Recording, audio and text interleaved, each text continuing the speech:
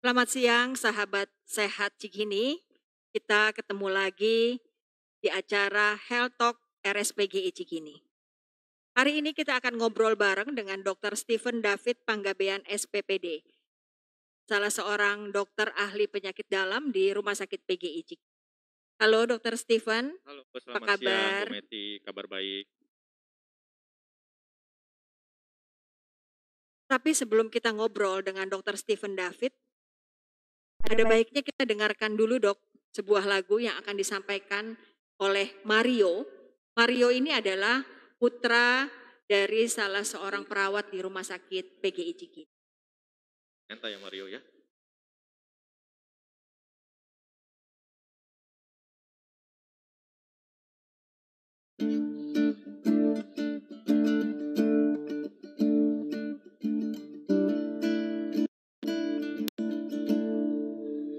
It is well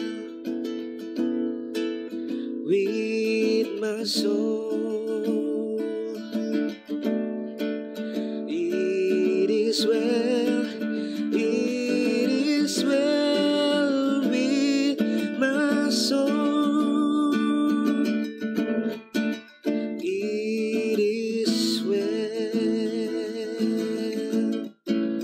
with my soul. It is well, it is well with my soul. Bless the Lord, oh my soul, oh my soul. Worship His holy name. Sing like never before. Oh my soul, I worship your holy name. I raise a hallelujah.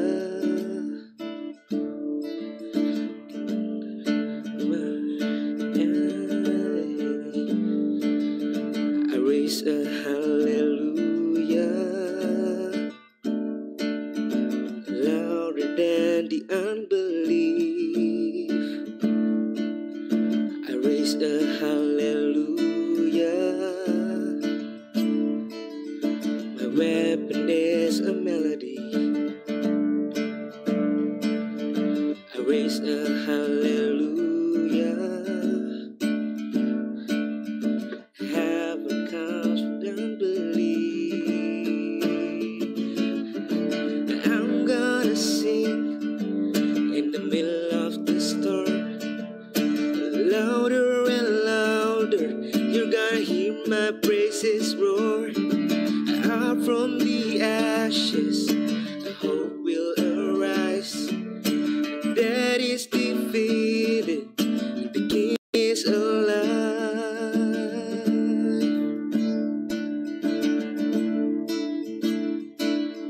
Sing a little louder. Sing a little louder. Sing a little louder.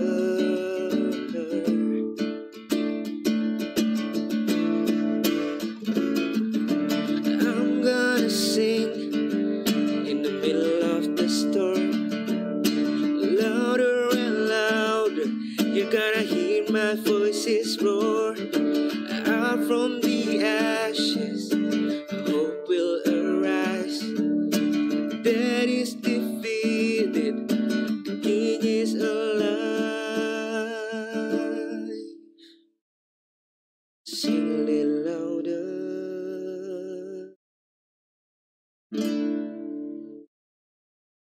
Terima kasih Mario. Nanti nyanyi lagi ya, kita ngobrol dulu dengan Dr. Stephen David. Dok, sekarang ini kita masuk era new normal. Banyak orang tanya, apakah sih new normal itu? Gimana kita harus menjalaninya dan sampai kapan sih kondisi ini? Dokter bisa jelaskan nggak apa sih artinya new normal itu dok? Ya, terima kasih Bu Meti.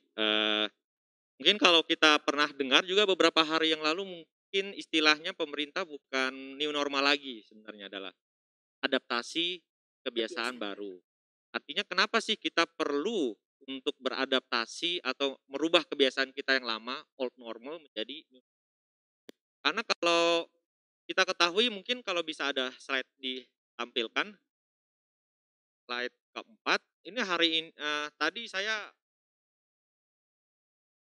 ya ini data baru tadi pagi saya lihat di internet dari situs Worldometer, yaitu Indonesia kalau tahu kemarin itu posisinya ada di bawah Cina, sudah 83.130. Nah, mungkin sore ini diumumkan kita akan bertambah dan kita akan melewati Cina. Padahal kita tahu Cina sendiri adalah negara pertama yang mengalami outbreak daripada corona. Jadi artinya apa? Bahwa negara kita ini masih tiap hari masih bertambah dalam jumlah yang masih sangat banyak. Kenapa? Mungkin karena ya salah satunya adalah banyak masyarakat yang tidak mengerti pentingnya protokol kesehatan ini. Kita ingin supaya semua bisa sama-sama tetap ekonomi berjalan, segala sesuatu berjalan lagi. Tapi kalau tidak melakukan protokol kesehatan, tidak melakukan adaptasi kebiasaan baru yang eh, di era pandemi ini, ya kita akan terus bertambah. Dengan kasus kematiannya ini di Indonesia 3.957 ya dari 83.000. Nah, inilah pentingnya topik ini mungkin saya rasa sangat Tepat ya, Dok. tepat ya. Karena masyarakat awam harus tahu bahwa corona itu ada loh, corona itu nyata loh, itu bukan di luar kalian, itu ada di sekitar kita, di samping kita, keluarga mungkin segala macam. Dan kita harus benar-benar menerapkan protokol kesehatan yang akan kita bahas lebih lanjut nanti. Nah, sampai kapan pertanyaannya? Aduh, Dok, sampai kapan saya harus jaga jarak, pakai masker? Ya sampai kalau dari ilmu epidemiologi, ya kita mungkin baru bisa saling berdekatan, ngobrol-ngobrol dengan santai segala macam tanpa masker itu ya ketika ya mungkin sudah tercapai kekebalan komunitas herd immunity atau mungkin kalau vaksinasi sudah 90-95% orang sudah divaksinasi. Kapan itu terjadi? Nggak tahu. Kita belum tahu. Kita berpikir yang ideal seperti itu menurut saya boleh-boleh aja, tapi yang hidup kita saat ini ya yang harus kita jalankan adalah kita memiliki kebiasaan baru yang kita harus lakukan di era pandemi COVID ini, yaitu di masa new normal ini. Ya, Dok, kalau lihat tadi data yang dokter tampilkan, saya takut sekali, Dok. Kalau kita bisa melampaui Cina. Itu kenapa ya, Dok? Apa masyarakat kita terlalu santuy, kata anak sekarang gitu? Terlalu acuh nggak acuh menghadapi pandemi ini? Ya. Bisa nggak dibilang begitu, Dok? Kalau bisa dibilang ya tentu bisa dibilang. Karena bagi saya Bu Meti ya, untuk mengatasi pandemi itu bukan di rumah sakit menurut saya. Bukan medis menurut saya malah bukan garda terdepan ya. Medis menurut saya adalah garda terakhir. Ya. Kita Berarti menerima dibalik ya, Dok, paradigma orang selama ini bilang tenaga medis adalah garda terdepan. Padahal sebenarnya garda paling belakang ya. Iya. Kita nerima kalau pasiennya sudah sakit, sudah positif, sudah berat. Nah, kitalah yang berhadapan sama pasien-pasien tersebut. Tapi awal titik awal supaya jangan sampai jadi sakit, jangan sampai terinfeksi, jangan sampai jadi pasien ya di masyarakat, di lapangan ya. Masyarakatlah sebenarnya garda terdepan. Mungkin orang berpikir yang seram itu di rumah sakit karena bisa ada resiko infeksi, resiko terpapar. Tentu resiko ada di rumah sakit, tapi jangan salah, tempat-tempat umum, kantor, tempat publik ya, segala macam itu juga berisiko dapat dari situ. Karena kalau kita lihat banyak kadang pasien-pasien yang saya terima, ya dia nggak ada ke rumah sakit. Mungkin dia terdapat ketika kumpul-kumpul atau apa, itu bisa saja seperti itu. Nah inilah pentingnya kita mengerti bahwa kita tuh masih hidup bersama virus. New normal itu artinya kita belum bisa menghilangkan virus ini, belum ada vaksin, belum ada obatnya. Mau nggak mau kita harus hidup berdampingan sama si virus itu. Iya. Nah kita kan nggak tahu entah yang mana yang orang yang, karena kalau di corona ini, di COVID ini ada orang yang namanya orang tidak bergejala. Atau kalau WHO bilang ada lagi selain tidak bergejala, orang belum bergejala. Nah, orang yang belum bergejala ini, dia sudah bisa menularkan virus yang dia miliki kepada orang di sekitarnya. Jadi ketika kita berpikir, ini teman saya sendiri, ini teman kantor saya sendiri, dia orangnya nggak pernah sakit apapun kok, sehat kelihatannya. Kalau virus sudah masuk ke dalam tubuhnya, virus itu bisa menularkan ke orang lain. Dan gejala saja belum muncul. Inilah sulitnya daripada si COVID ini. Karena dia bisa menular pada kondisi sebelum muncul gejala, atau mungkin pada orang yang belum sampai sakitnya berat. Nah, itu yang harus kita sadari, bahwa kita harus selalu waspada dimanapun kita berada, supaya kita tidak terinfeksi dan tidak menularkan juga ke orang lain. Iya dok, jadi saya juga baca data beberapa hari yang lalu bahwa meningkatnya jumlah pasien COVID-19 ini dari klaster komunitas ternyata dok. Jadi ada komunitas yang hobi sama, komunitas yang teman olahraga, ataupun komunitas di antara keluarga. Jadi seperti yang dokter bilang tadi, kita nggak ngerasa sakit, kita nggak merasa kita bergejala, ternyata kita sudah menularkan itu ke orang lain. Seperti itu barangkali ya dok ya? Ya. Oke, dok, kalau seperti yang dokter jelaskan tadi, itu bagaimana sih kita melakukan kegiatan di era new normal ini? Ada nggak batasan-batasan yang harus kita lakukan supaya kita tetap sehat dok? Ya, jadi kita ini kan kalau ibaratnya kita sebenarnya ini lagi dalam keadaan tanda kutip perang. Saya ilustrasikan. Musuh kita susahnya nggak kelihatan. Ya, betul. Dan juga musuh kita itu kadang pola serangannya nggak jelas. Ya. Ngacak ya dok? Artinya gini, orang yang sakit menderita penyakit COVID-19 ini, pasien-pasien yang selama ini saya lihat, saya temui, bisa dari nggak ada gejala, ya dia dapat dari suaminya demam, terus dia diperiksa positif juga. Jadi nggak ada gejala sama sekali, sampai dia negatif pun nggak ada gejalanya. Tapi bisa juga gejalanya muncul demam, batuk. Kalau itu mungkin kita udah waspada gitu ya. Iya, Ada orang betul, sebelah dok. kita batuk, kita wah jangan-jangan Udah jaga ini. jarak. Udah jaga jarak atau sesak. Ya. Jadi dia COVID ini sangat luas. Dia bisa mukanya ringan, muka yang berat gitu ya, dia bisa masuk. Dan itu membuat susah, nggak kelihatan. Gejalanya juga bisa enggak. Oleh karena itu kita mau nggak mau kita harus selalu untuk memperhatikan nggak hanya cuman kitanya gitu ya. Menangani COVID ini nggak cuman yang penting saya pakai masker gitu ya, yang penting saya cuci tangan, tapi semua orang melakukan itu. Tadi yang Bu Medi tanyakan, adakah batasan kegiatan? Kegiatan sih tetap dilakukan seperti biasa, tapi tetap menerapkan yang pertama masker ini. Iya dok. Ya karena kenapa? Karena sampai saat ini yang jelas penularannya itu melalui droplet. Mungkin teman-teman di rumah bingung, apa itu sih droplet? Droplet, dengar istilah droplet. Droplet itu kayak percikan butiran air ya, dari kita batuk, bersin, ya, yang ukurannya lebih besar dari 5 mikro. Jadi yaitu ketika seseorang batuk dia akan keluar, lalu dalam jarak 1-2 meter dia akan jatuh. Makanya itu konsep 1-2 meter jaga jarak. Artinya ketika percikan droplet itu keluar, kita bisa terhindar kalau kita jaga jangan sampai terlalu dekat, minimal 1 meter atau bahkan lebih baik 2 meter. 2 meter.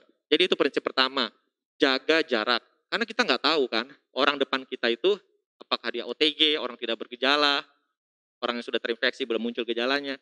Jadi amannya ya udah, untuk sekitar kita kegiatan seperti biasa, tapi kita kayak gini, jaga jarak 1 meter atau 2 meter lebih baik.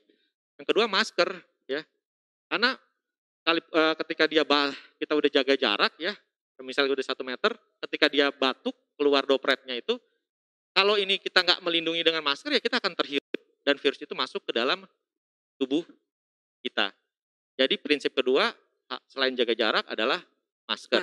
Karena virus ini masuknya dari mata, hidung, mulut. Ya, jadi kadang kalau untuk mata mungkin kita bisa membantu dengan face shield atau kacamata gitu. Itu juga menurut saya di era yang baru ini harusnya sudah mulai terbiasa ngeliat orang pakai face shield, pakai masker. Udah nggak aneh lagi. Udah nggak aneh lagi. Jangan dibilang berlebihan. Orang datak kita aja masih sebanyak itu, masih bertambah tinggi, masih tinggi.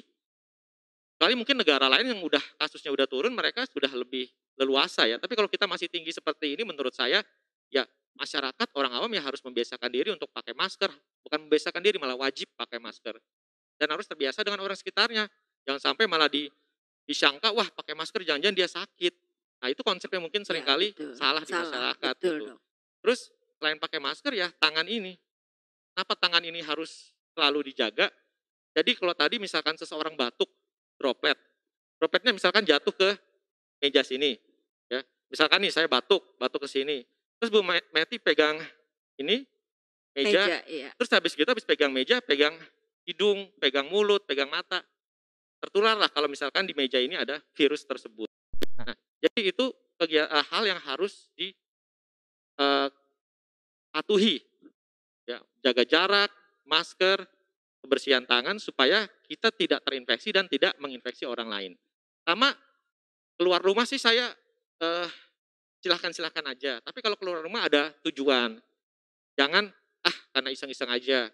Dan ketika keluar rumah, yang penting kayak tadi saya bilang, perangnya kan ini di luar ya. Kita bisa dapat kuman di luar. Nah ketika kita masuk rumah, usahakan kita udah membersihkan diri dari kemungkinan terpapar kuman tersebut. Jadi ketika misalnya kita begitu sampai rumah, jangan langsung duduk, jangan langsung santai-santai. Ya, kita harus cuci tangan, terus ke kamar mandi, baju langsung direndam. Karena kita nggak pernah tahu apakah luar itu ada droplet orang yang terinfeksi yang nempel Betul dok. di badan kita.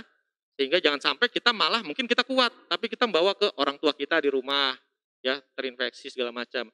Oleh karena itu begitu masuk rumah, protokol itu harus segera dilakukan. Jangan anggap enteng, jangan merasa wah nggak mungkin lah lingkungan saya bukan zona merah, teman-teman kantor juga nggak ada yang sakit. Itu nggak bisa kita pastikan dengan sesimpel itu. Mungkin itu prinsip yang harus dijaga dalam kegiatan sehari-hari. Iya dok, tadi ngomong-ngomong soal masker dok. Kan kita sekarang harus membiasakan diri bahkan wajib menggunakan masker. Sebenarnya ada nggak dok standar masker yang harus kita gunakan? Kan ada banyak beredar sekarang masker kain. Nah itu harus yang seperti apa sih dok? Apakah harus dari bahan tertentu, terus ketebalannya harus berapa? Dan kalau masker medis kan kita sudah tahu ya. Tapi kalau masker kain yang banyak diperjualbelikan di luar itu gimana dok? Ya, kalau mungkin rekan-rekan di rumah ada searching gitu ya di internet, WHO ada tuh memberikan rekomendasi mengenai masker kain. Nah yang direkomendasikan dari Badan Kesehatan Dunia WHO itu sebenarnya masker itu masker kain itu terdiri dari 3 lapis. Lapis luar, lapis tengah, lapis dalam. Lapis dalam itu yang berhadapan langsung sama mulut kita, hidung kita. Nah lapis dalam itu sifatnya adalah kain sebaiknya yang bisa menyerap air. Jadi ketika kita batuk langsung terserap di situ, nggak sampai keluar. Sedangkan lapisan paling luar itu yang anti air. Jadi dia tidak sampai masuk dan yang tengah-tengahnya itu filter. Tapi mungkin belum terlalu banyak juga sih masker yang 3 lapis seperti itu. Tapi setidaknya menurut saya lebih baik pakai masker kain apapun daripada tidak sama sekali pakai masker. Itu masih lebih baik dibandingkan tidak pakai masker. Iya dok. Terus dok, masih tentang masker nih dok. Kalau kita kelamaan pakai masker, itu ada efek sampingnya nggak dok? Tentunya pasti kalau kita pakai masker kan nafas pasti agak tersengal-sengal ya dok. Tapi maksud saya efek samping yang lain akibat kelamaan pakai masker itu dok? Ya ini penyakit pandemi ini baru sih ya Bu Meti ya. Maksudnya belum ada tuh yang meneliti dampak jangka panjang menggunakan masker gitu. Ya tentu ketika pakai masker tentu udara yang kita hirup tidak akan sama dengan tidak memakai masker dalam hal ya masker itu kan ukuran-ukurannya macam-macam ya, pori-porinya itu beda-beda. Jadi tentu kita akan merasa nafasnya lebih berat. Tapi sebenarnya oksigen yang kita hirup juga akan tetap sampai ke ujung gitu, ke seluruh badan kita. Ya, kalau menurut saya sih yang bijaknya adalah meskipun kita merasa tidak nyaman memakai masker dalam jangka panjang, tapi itu lebih bijak dibandingkan kita nggak pakai masker Sama sekali. Ya, nanti malah kita terinfeksi atau ya tadi kita nggak tahu jangan-jangan kita OTG gitu kita menularkan ke orang lain. Iya betul sekali. Nah terus dok, bagaimana kalau kita harus menjaga kebugaran tubuh kita, Dok? Dengan olahraga misalkan. Kan sekarang nih lagi booming orang berbondong-bondong beli sepeda, main sepedaan gitu. Terus juga jogging atau lari pagi. Nah, sebenarnya di dalam kita melakukan kegiatan olahraga ini, Dok, kita harus pakai masker juga kah? Atau sementara kita olahraga harus dibuka? Atau gimana sih, Dok, sebenarnya supaya kita juga tetap aman, kita juga tetap terlindung dari bahaya COVID-19 ini? Ya, kalau secara resminya WHO sih tidak merekomendasikan memakai masker jika berolahraga. Oh gitu, Dok. Tapi tentu dengan catatan, kita bisa jaga jarak. Tapi kan kita tahu lah kayak misalkan di Jakarta aja olahraga rame-rame gitu kan. Iya, betul. Kalau olahraga sendiri-sendiri kayaknya rasanya Nggak olahraga. nggak olahraga gitu kan. Malah olahraga malah jadi ajang ya kebersamaan, hiburan tentunya. Nah, kalau kita bisa jaga jarak dengan sekitar kita, kan kita olahraga di ruang terbuka ya. Betul. Karena penularan di ruang terbuka tuh sebenarnya lebih rendah, hampir jarang lah. Nah, tapi kalau ternyata kita sama orang lain, sekali lagi kan kita nggak tahu sebelah kita atau orang lain itu mana. Atau nanti takutnya berpapasan tiba-tiba dia batuk gitu kan. Iya, Dok. Kalau dia nggak pakai masker juga. Nah, kalau saya sih, saya akan tetap memakai masker secara pribadi itu ketika berolahraga. Tapi tentu mengingat pakai masker itu tentu bikin udara yang masuk juga nggak sama seperti tanpa masker. Ya kita lihat-lihat kemampuan diri lah. Artinya jangan sampai olahraganya kayak lari, mungkin jalan aja santai. Yang penting bergerak setengah jam setiap hari. Nah seperti itu mungkin yang harus disesuaikan. Ya, betul, Dok. Jadi sahabat sehat Cikini, kita boleh tetap berolahraga dan tetap menggunakan masker. Tapi pesan Dr. Stephen, lihat sekeliling kita, lihat situasi dan kondisi. Kalau terlalu padat, gunakanlah masker itu. Dan jangan juga melakukan olahraga yang berat, ya, Dok ya. Ya. Olahraga berat pakai masker dan itu sangat tidak baik untuk kesehatan kita. Nah, Dok, kalau tadi mengenai kebugaran, sekarang saya mau tanya kalau tentang kebutuhan rohani kita nih, Dok. Kan sekarang rumah-rumah ibadah sudah mulai membuka pintunya untuk kita datang beribadah, Dok. Nah, di new normal ini gimana, Dok, supaya kita bisa tetap aman juga datang ke rumah ibadah dan beribadah itu, Dok? Ya memang sekarang ini rumah ibadah juga sudah mulai dibuka untuk ibadah secara umum ya, ibadah bersama. Tapi sekali lagi yang penting adalah protokol kesehatan itu, yaitu jaga jarak. Artinya mungkin jarak antar orang yang hadir itu benar-benar bisa diatur ya, 1 meter, 2 meter lebih bagus. Dan yang kedua ya pakai masker. Sekali lagi kita Tetap pakai nggak masker. bisa pungkiri, kita nggak pernah tahu nih siapa lawan siapa kawan di samping kita. Anggap aja semuanya berpotensi menularkan. Jadi kita sama-sama semuanya pakai masker.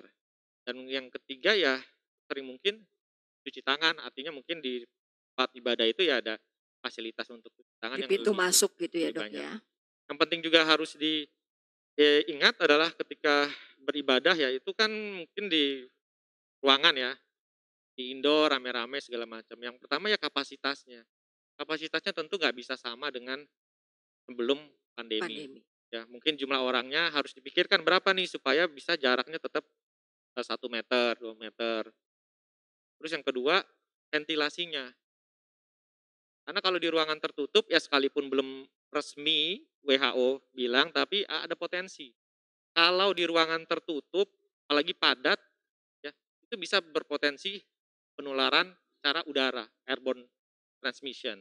Nah itu yang harus dipikirkan ke depannya. Menurut saya bukan hanya di rumah ibadah Bu Meti, mungkin semua juga ya, semua bangunan ya. Yang tertutup ya, Dok yang ya. tertutup ya, artinya misalkan seperti kantor, seperti mungkin tempat pelayanan publik. Mall gitu ya, Iya, Dok dulu ya. kan kita berpikir semakin tertutup, semakin dingin, semakin enak. Betul, semakin nyaman, Dok. Semakin nyaman. Betah kita di situ Betah di lama-lama.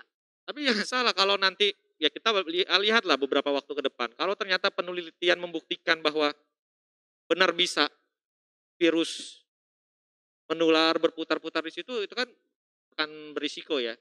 Jadi menurut saya kalau yang penting misalkan kita di rumah kita, tiap hari tuh ventilasi Buka dibuka, jendela-jendela ya dok. jendela-jendela Ya. dibuka. Syukur-syukur ya ventilasinya bisa cross, jadi artinya si jendela ada di sini, satu lagi di sini, jadi udaranya bisa Udara masuk nyebrang keluar gitu. bisa ngalir ya dok Langsung bisa ya. ngalir. Iya. Ya, ya itu termasuk kayak tadi seperti rumah ibadah, kantor segala macam, kedepannya mungkin harus mulai memikirkan gimana step bangunannya supaya kurangi resiko penularan daripada virus. Iya, iya. Nah dok, kalau tadi udah olahraga, udah rumah ibadah, kalau rekreasi gimana dok? Karena sekarang kan kita lihat nih dok di berbagai eh, informasi di TV, kemudian di media sosial, banyak tempat-tempat wisata yang sudah dibuka. Dan orang berbondong-bondong datang ke sana, bahkan rela bermacet-macet ria untuk ke tempat rekreasi. Mungkin ya karena sudah berbulan-bulan juga di rumah ya dok ya. Nah kalau seperti itu gimana dok? Ya, sekali lagi konsepnya sama protokol kesehatannya. Jaga jarak, masker, cuci tangan. Artinya rekreasi mungkin lebih enak karena ruangannya terbuka ya. Jadi udaranya bebas. Mungkin kalau ada orang yang terpaksa batuk dia langsung terdilusi udaranya. Tapi tetap ada risiko kalau padat-padatan. Ya, kalau nggak jaga jarak gitu. Kan kita pengen melihat objek ini, wah kayaknya objeknya bagus. Biasa kan kita wah langsung rame-rame ngelihat gitu ya. Betul. Nah itu mungkin yang harus mulai diatur, rekreasi ya jaga jarak, tetap harus pakai masker, dan di setiap beberapa meter ada cuci tangan, apalagi misal, Walaupun itu di udara terbuka ya dok ya, ya, di bangunan yang tidak tertutup maksud saya. ya apalagi kan itu kan tempat publik kan, mungkin ada benda-benda yang akan selalu disentuh oleh orang, misalkan gagang pintu, Betul. atau misalkan apa gitu ya, yang dekat situ harus ada cuci tangan yang harus disediakan.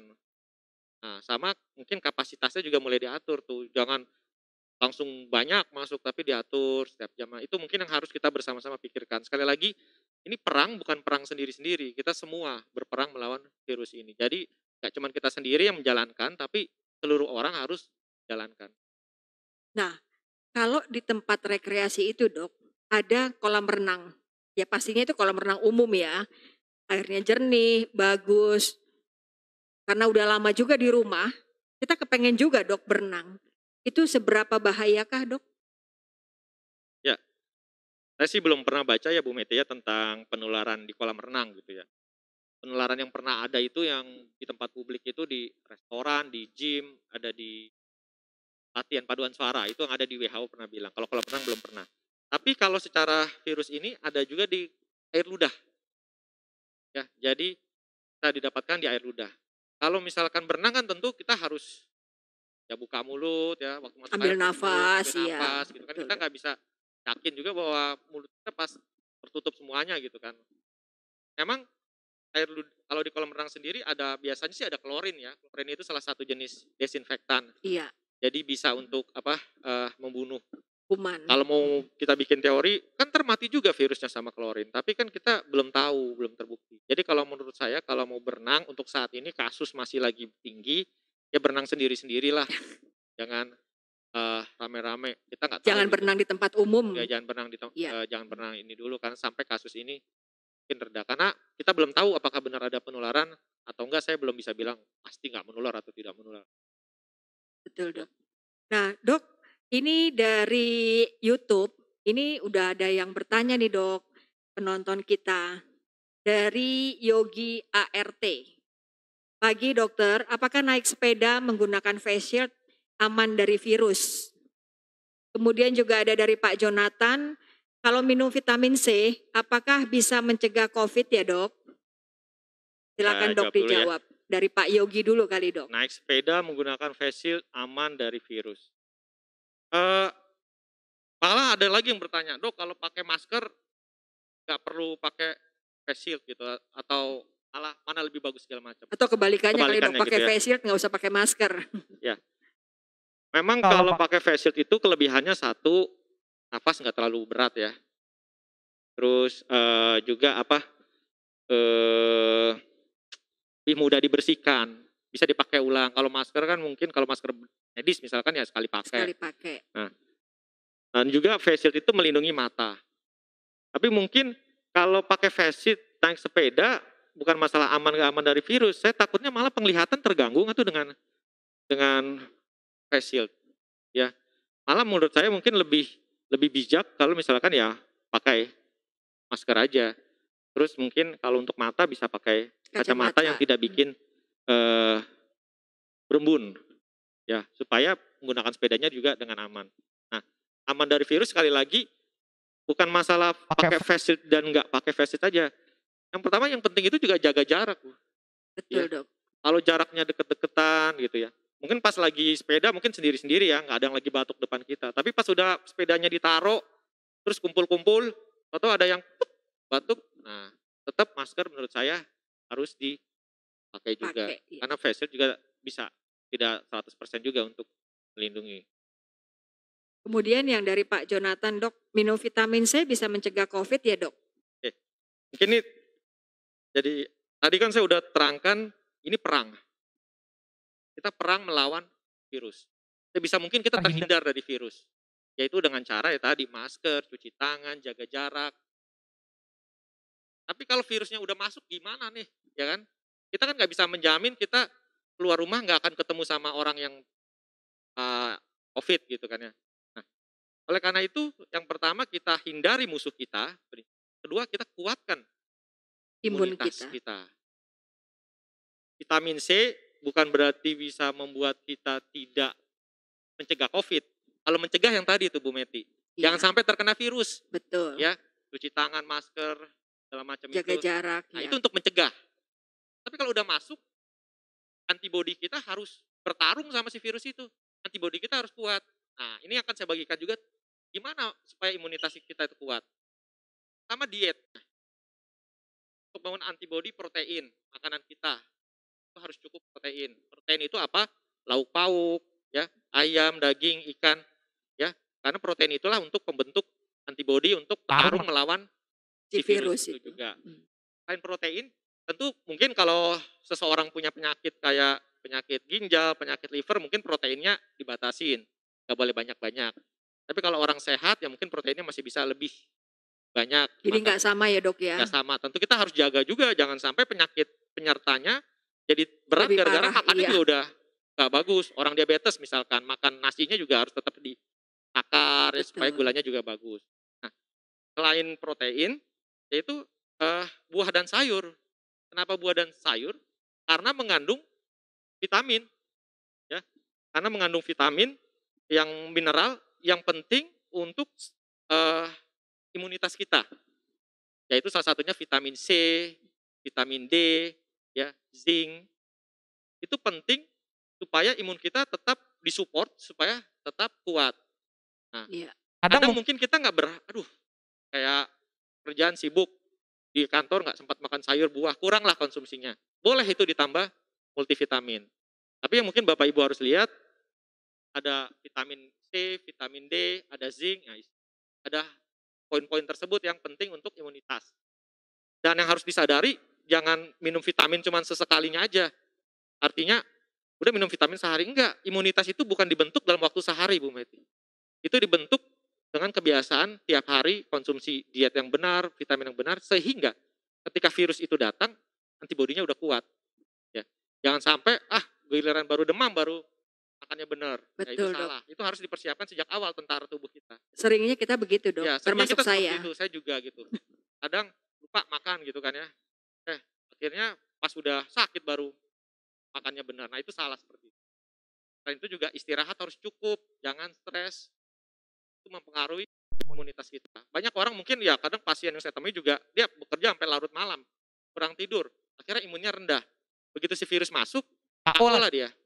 Akhirnya jatuh sakit. Itu juga yang harus diketahui oleh masyarakat. Jadi bukan mencegah ya vitamin C, tapi supaya imun kita lebih kuat. Jadi kalaupun terkena ya kita tidak sampai sakit berat.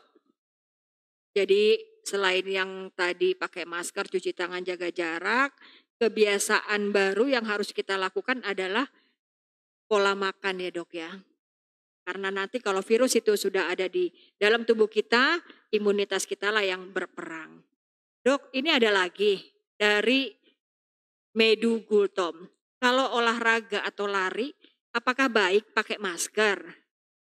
Kemudian dari Ika Kristiana, apakah COVID bisa masuk melalui makanan? Karena sebagai anak kos, biasanya kita beli makan di warung. Yang Eh, pertama kali dok. Yang pertama, Iya, mungkin tadi udah sempat kita singgung juga ya. Mengenai pakai masker sebenarnya tidak direkomendasikan oleh WHO untuk olahraga. Tapi kalau kita rasa kita tidak bisa jaga jarak, ya gunakanlah masker. Nah, kalau kita mau lari nih, saya demennya lari gini nih. Ada tuh rekan kita dokter di sini sukanya lari gitu kan ya.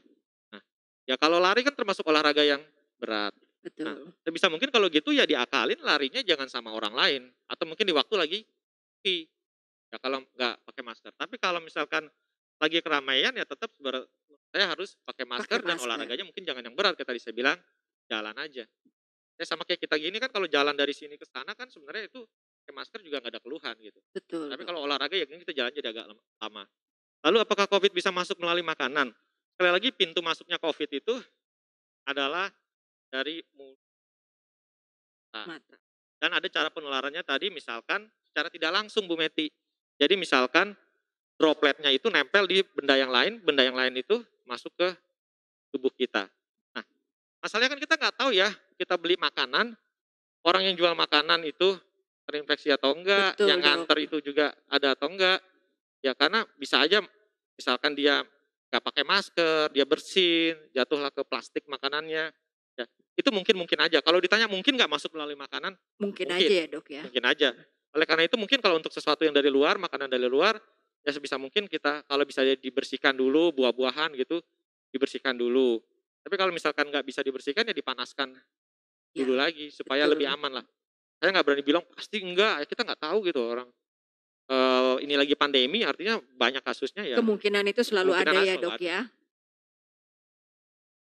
Baik dok, kemudian ini dari Facebook. Ada pertanyaan dari Boris Hasibuan. Kalau isolasi di rumah dengan obat seadanya bagaimana dok? Karena masyarakat takut kalau ketahuan dia terkena COVID.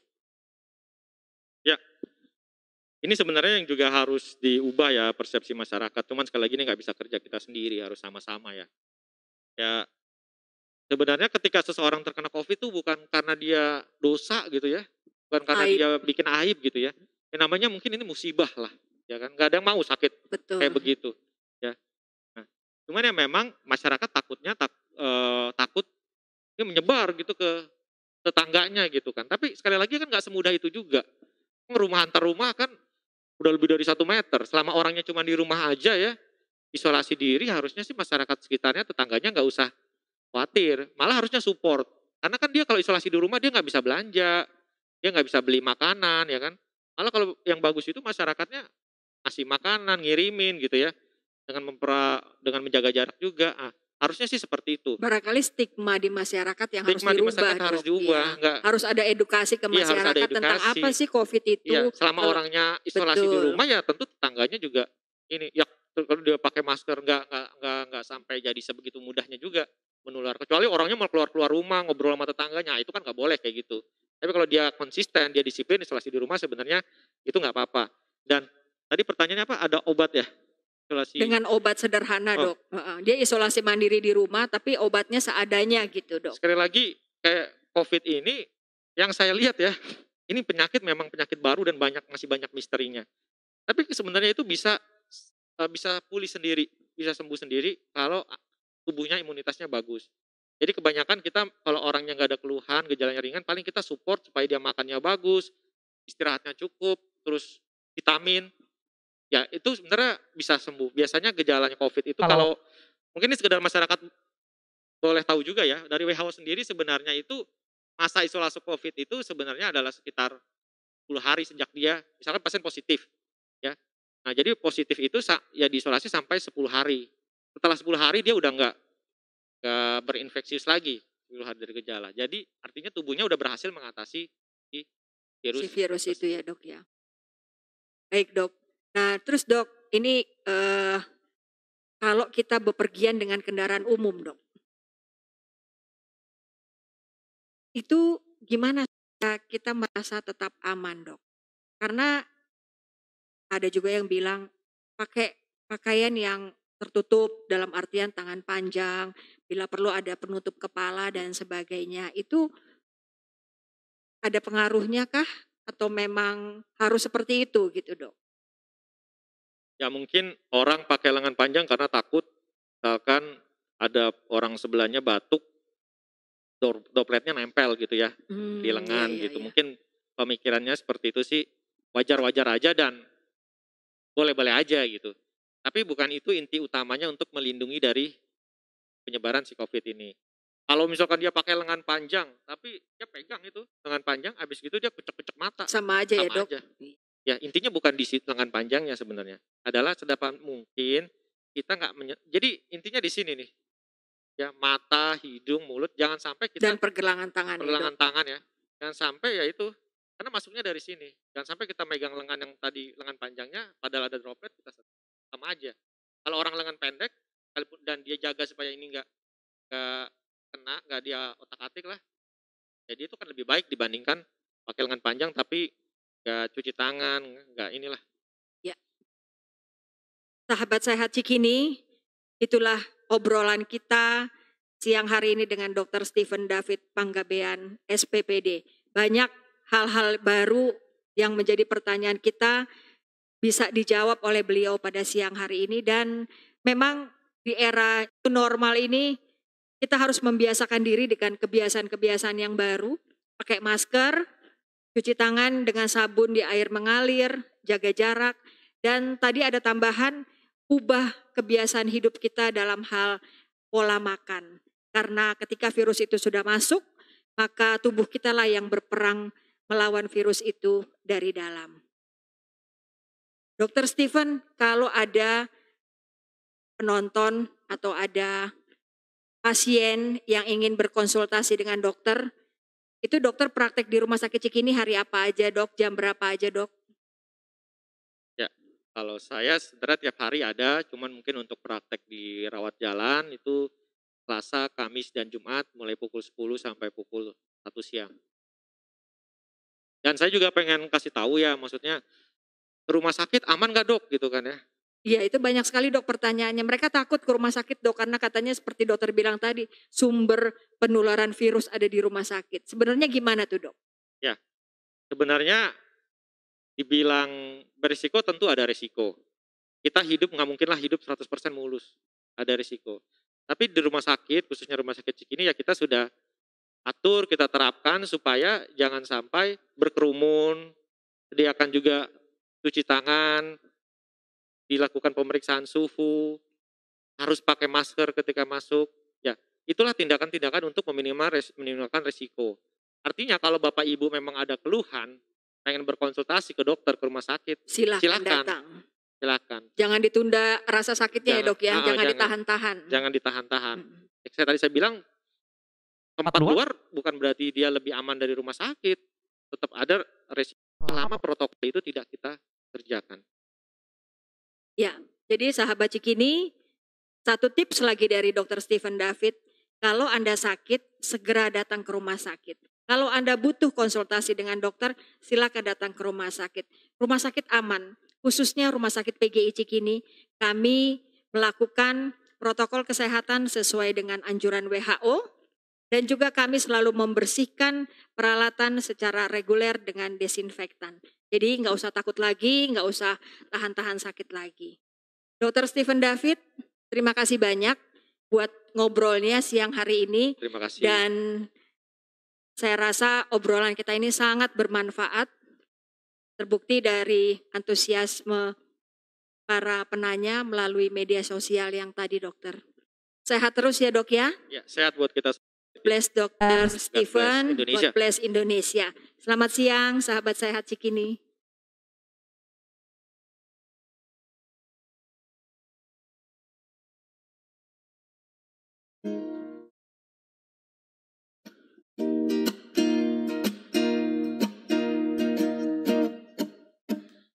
Aku kesal dengan jarak yang sering memisahkan kita, hingga aku hanya bisa berbincang denganmu di WhatsApp. Aku kesal dengan waktu yang tak pernah berhenti bergerak. Barang sejenak agar ku bisa menikmati tawamu. Ingin ku